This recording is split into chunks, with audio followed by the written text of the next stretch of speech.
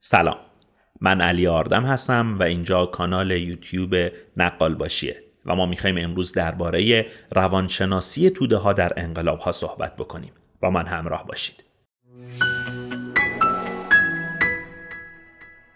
تا اینجای کار 4 قسمت درباره انقلاب ها صحبت کردیم.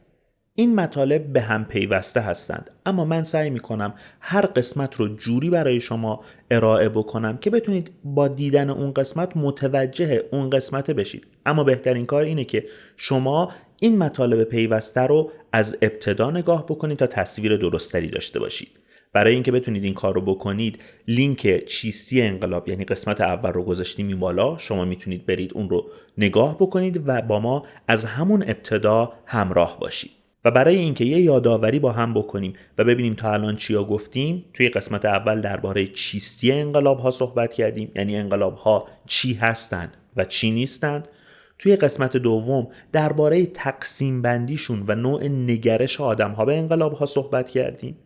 توی قسمت سوم اومدیم نسل بندی و نحوه نگاه به این انقلاب ها رو نگاه کردیم. قسمت 4 مفصل درباره نگاه‌های مارکسیستی صحبت کردیم و امروز می‌خوایم بریم سر وقت بحث‌های روانشناسی. یادتون نره حتما ما رو سابسکرایب بکنید و برای حمایت از ما لایک بکنید، کامنت بذارید. اگر انگلیسی باشه بهتره و اون دکمه زنگوله رو حتما بزنید تا وقتی که فیلم‌های جدید میاد در جریان قرار بگیرید.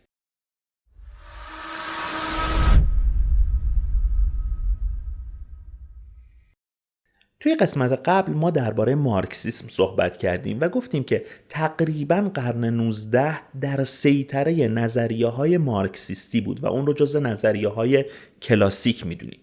نظریه کلاسیک دیگه‌ای که وجود داشت بحث واقع گرایی بود که اون رو هم قبلا درباره‌اش صحبت کرده بودیم توی بخش نگرش‌ها و گفته بودیم واقع گراها کسایی هستن که نگرششون به انقلاب منفیه. خیلی هم توضیح جدی نمیدن و فقط میگن که یک فرایند خشونت آمیزه برای جابجایی قدرت. اما یه نظریه کلاسیک دیگه هم داریم که نظریه جامعه شناسی دورکهایمه. قبل از اینکه ما برسیم به مبحث امروزمون یعنی روانشناسی توده ها، ما احتیاج داریم یه نگاهی به دورکهایم هم بندازیم.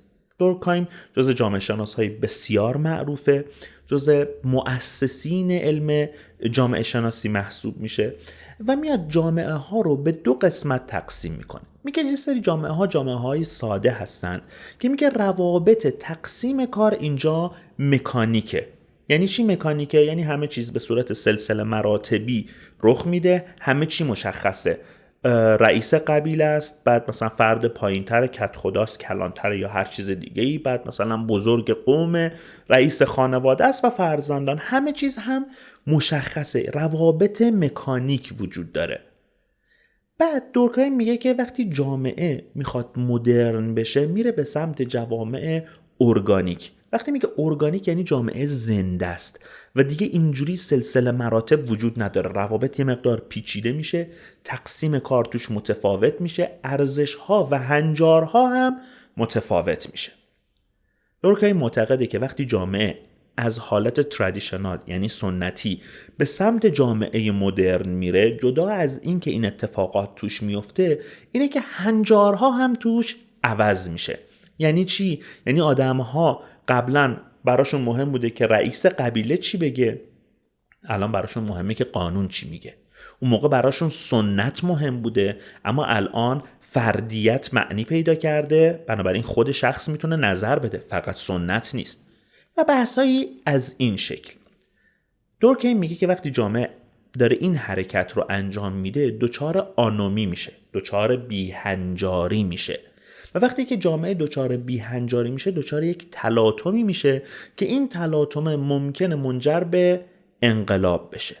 خیلی ها انقلاب 57 ایران رو اینطوری تفسیر میکنن، یعنی یک جامعه سنتی که داشته به سمت مدرنیزاسیون میرفته، به سمت نوسازی میرفته، دوچار یه سری آنومی میشه، آدم ها نمیدونن باید چی کار بکنن و به سمت انقلاب حرکت میکنن. من مفصل درباره انقلاب 57 صحبت میکنم، فقط اینجا سعی میکنم یه گریزی بزنم که شما اینها رو هم توی ذهنتون داشته باشید. بنابراین ما قرن 19 رو میخوایم پروندهش رو ببندیم، بگیم توی قرن 19 انقلاب ها تفاسیرش یا مارکسیستی بود یا واقع گرایانه یا یه مقدار هم نظریات جامعه شناسی دورکهیمی بود. میخواییم بریم سراغ قرن جدید، قرن 20.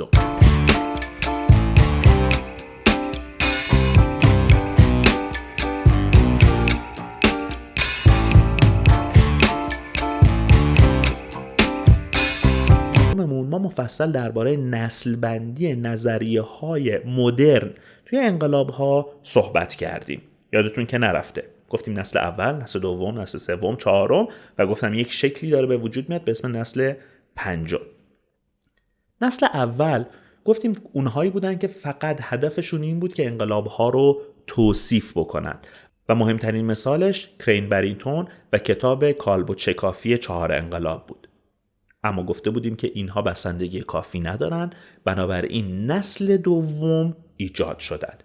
نسل دومی که تلاش میکرد توضیح بیشتری بده، توصیف بکنه که چرا انقلاب میشه و اون لحظه شکلگیری انقلاب رو بهتر بفهمه. در بین اینها کسانی که خیلی معروف شدن کسانی بودن که روی روانشناسی توده ها کار کردن و میخواستن بگن که چه اتفاقی در ذهن و روان آدم ها رخ میده که انقلاب میکنند. قبل از اینکه بریم سراغ نظریاتش احتیاج داریم یه نگاهی به توده ها بندازیم. باز هم یه اسم رو قبلا گفته بودیم، گوستاو لوبون. گوستاو لوبون یک کتاب معروفی داشت به اسم روانشناسی توده ها و درباره این صحبت کرده بود که توده ها وقتی خشمگین میشن انقلاب میکنن و نگاه بسیار منفی به توده ها داره.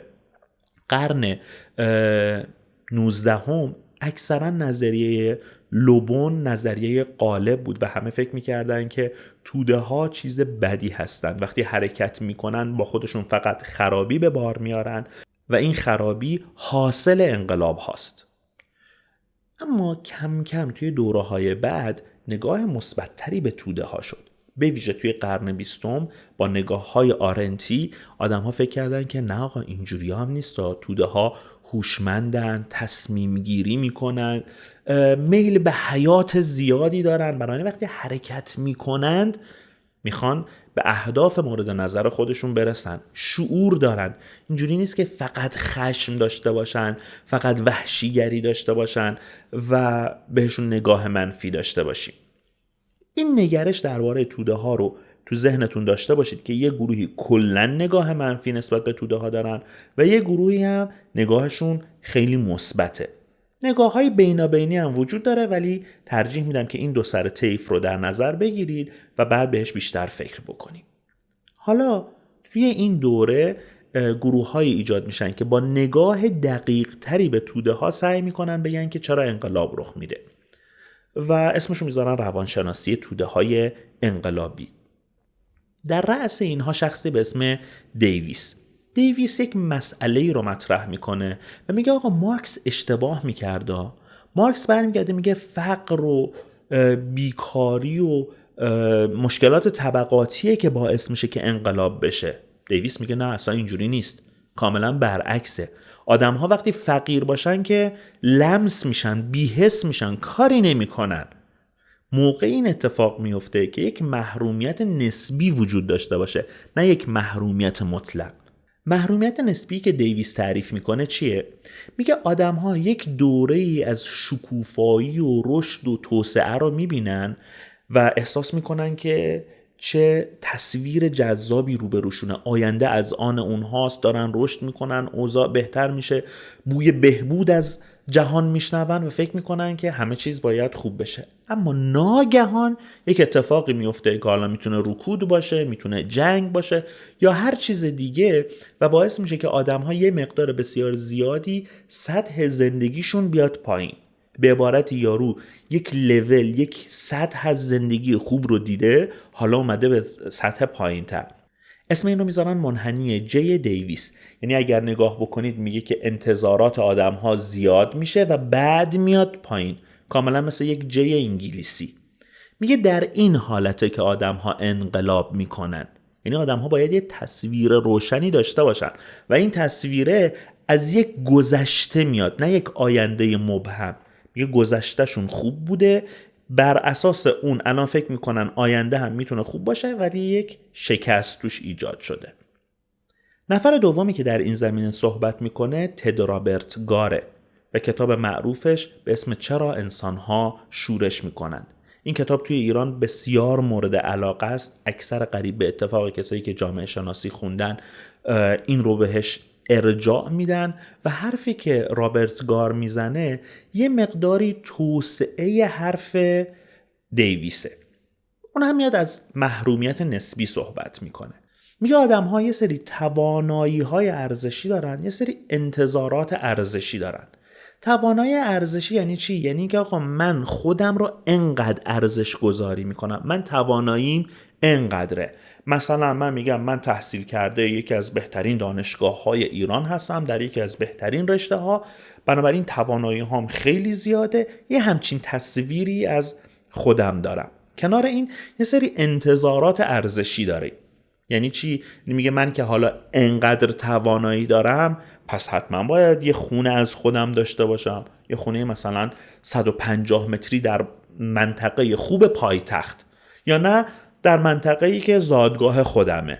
باید یه ماشین خوب داشته باشم، باید یه پس‌انداز خوب داشته باشم. همه اینها اسمش میشه انتظارات ارزشی. رابرت گار میگه که وقتی بین این دوتا یک اختلاف عمیقی ایجاد بشه باعث یک سرخوردگی میشه.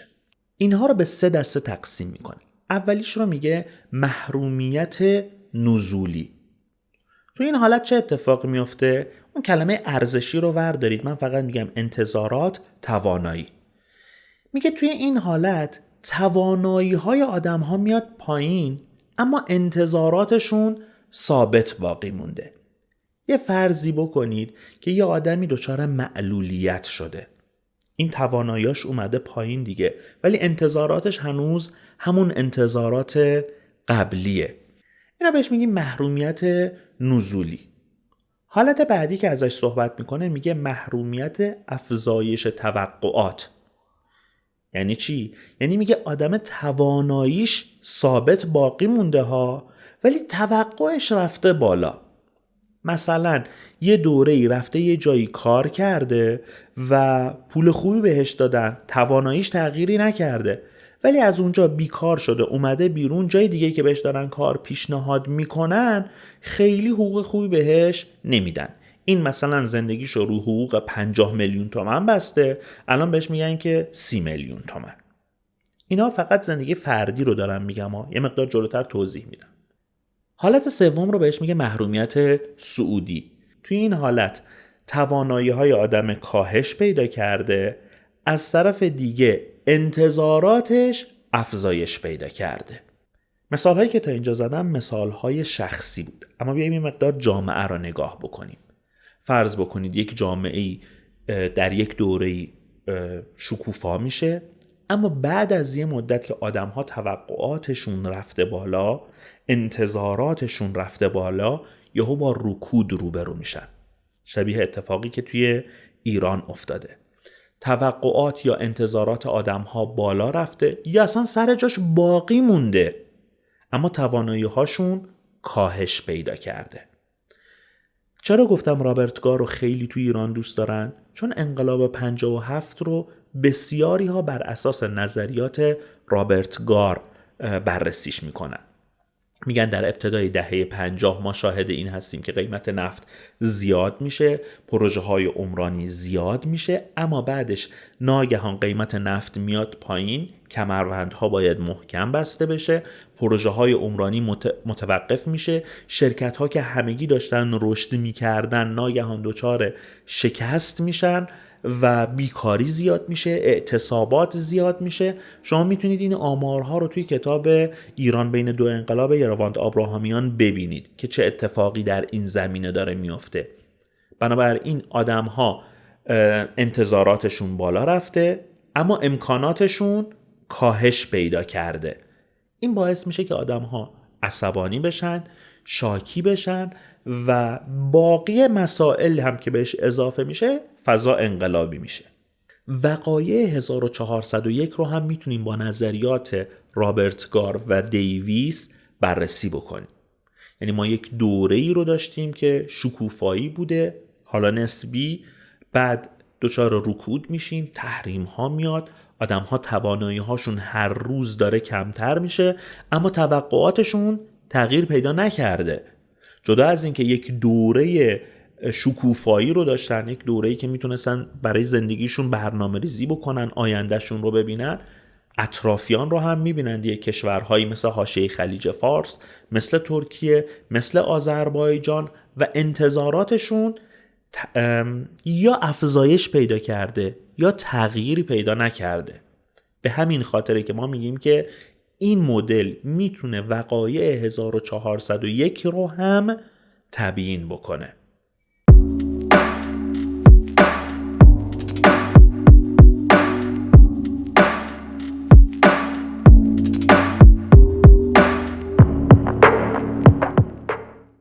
نظریه دیگه‌ای که دوست دارم توی نسل دوم دربارش صحبت بکنم نظریه‌های ارزشیه که یه مقداری به اون روانشناسی توده ها هم مرتبط میشه.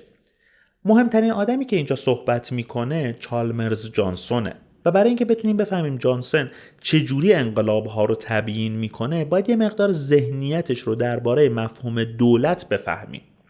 چالمرز جانسون معتقده که دولت نماینده نظام‌های ارزشی یک جامعه است.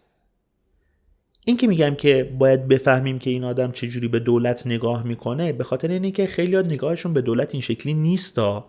مثلا مارکس معتقده که دولت ابزار طبقه سرمایه داره، یعنی اینکه سرمایه‌دارها دور هم جمع میشن، یه چیزی رو به اسم دولت میذارن و دولت بازیچه دست سرمایه‌دارهاست و چیزی جز این نیست.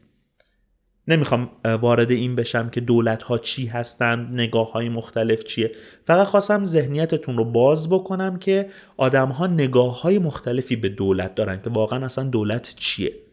جانسون جز کسایی که میگه که دولت نماینده نظام ارزشی جامعه است. وقتی میگیم نظام ارزشی فقط نظام ارزشی معنوی مد نظر ما نیست. آدم ها معمولا ذهنشون میره به این سمت که ارزش یک بار معنوی داره. نه، هم ارزش های مادی و هم ارزش های معنوی. حالا میگه دولت نماینده این نظام ارزشیه و وقتی نظام‌های ارزشی دولت با مردم دچار تعارض بشه یک وضعیت انقلابی شکل میگیره. چالمرز جانسون رو میتونیم هم توی وقایع 57 ببینیم هم توی وقایع 1401. توی 57 چی میبینیم؟ دولتی که نظام معنویش ارزش‌های غربگرایانه است، ارزش‌های مادیش هم ارزش‌های سرمایه‌دارانه است و با دو گروه توی جامعه دچار مشکل میشه. یکی اسلامگراها که نظام ارزشی معنویشون متفاوته و دیگری چپگراها که نظام ارزشی مادیشون متفاوته و اینها احساس میکنن که دیگه دولت نماینده اونها نیست، ارزشاشون با هم دیگه فرق میکنه و سر به شورش میذارن. توی 1401 هم ما چیزی شبیه این رو میبینیم، برعکس شده اون اتفاق. یعنی نگاه میکنن میبینن که دولتی نظام ارزشی مادی داره که نظام بسته‌ایه، از نظر دیگه از طرف دیگه نظام ارزشی معنویش هم ضد غربه و بقیه رو به رسمیت نمیشناسه. بنابراین ارزش‌های مخالف شروع میکنه با این وارد کلنجار شدن، وارد درگیری شدن. جانسون علاوه بر این که یه نظام ارزشی رو تعیین میکنه که یه شکل انتزاعی داره، یه مقدار عینی ترش هم میکنه. یعنی میگه انقلاب چه شکلی به وقوع میپیونده. میگه مرحله اول ایجاد یه سری تغییره. این تغییرها میتونه داخلی باشه، میتونه خارجی باشه. تغییرهایی که دربارش صحبت میکنه میتونه مثل کشیدن راه آهن باشه و باز شدن راهها باشه و ارتباط جمعی باشه. میتونه مثل افزایش داد و ستد بین کشور و خارج از اون باشه. یا مثالی که خودم میزنم میتونه مثل اینترنت باشه، یعنی آشنا شدن آدم‌ها با یک جهان دیگه، پیدا کردن دریچه جدیدی برای نگاه کردن به دنیا که باعث میشه نظام ارزشی هم مادی و هم معنوی تغییر بکنه. مرحله بعدی چیه؟ میگه این شرط لازم انقلاب هاست. این شرط لازم چیه؟ میگه حالا که نظام ارزشی شروع میکنه با هم دیگه دچار تقابل شدن، باید یک دولت ناکارآمد باشه که نتونه این ارزش ها رو با هم دیگه تطابق بده. دولت ها معمولاً چجوری اینها رو تطابق میدن؟ با دست به دامن نخبگان شدن. میگه نخبگان بیایید برای ما یه اصلاحاتی انجام بدید و این اصلاحات رو دو طرفه باید انجام بدن. آهای مردم، نظام ارزشی من رو یه تیکه‌ایش رو بپذیرید. آهای دولت، بیا یه مقدار نظام ارزشی مردم رو بپذیر تا یک مصالحه‌ای رخ بده. بارها درباره این صحبت کردم و گفتم که نظریه‌های مختلف تقریبا همگی رو این اتفاق نظر دارن که اگر اصلاحات انجام نشود یا به شکست بیانجامد، اون موقع انقلاب رخ میده. جانسن هم همین حرف رو میزنه. میگه تغییر شروط لازم، اما شرط کافی یا شرط نهایی یا عوامل شتابزا چیه؟ میگه که باید این شرایط هم رخ بده تا انقلاب انجام بشه. میگه اصلاحات انجام نمیشه، حالا یه سری عوامل شتابش رو زیاد میکنه، مثل یه شکست در جنگ، مثل تحریم های کشنده، مثل ایجاد تصور این که انقلاب پیروز می شود. این باور که در جامعه شکل می گیره که می توانند دولت رو شکست بدن. اینها میشه عوامل شتابزا و وقتی این عوامل شتابزا اضافه میشه به این اتفاقات، یک انقلاب ارزشی انجام میشه. یعنی ارزش‌های جامعه که تغییر کرده جای ارزش‌های دولت خواهد نشست. توی این قسمت در ادامه قسمت‌های قبلی سعی کردیم که دلایل شکلگیری انقلاب‌ها رو بررسی بکنیم و با هم یک گریزی داشتیم از نظریات کلاسیک به نظریات مدرن، نسل اول، و توی نسل دوم رفتیم سراغ نظام‌های ارزشی و روانشناسی توده ها و اینها رو با هم دیگه بررسی کردیم که چه اتفاقاتی میفته که ممکنه انقلاب انجام بشه. توی قسمت‌های بعدی مفصل‌تر درباره نظریه‌های دیگه صحبت می‌کنیم. برای حمایت از ما سابسکرایب بکنید، لایک بکنید، کامنت بذارید و اون زنگوله رو بزنید. بدرود.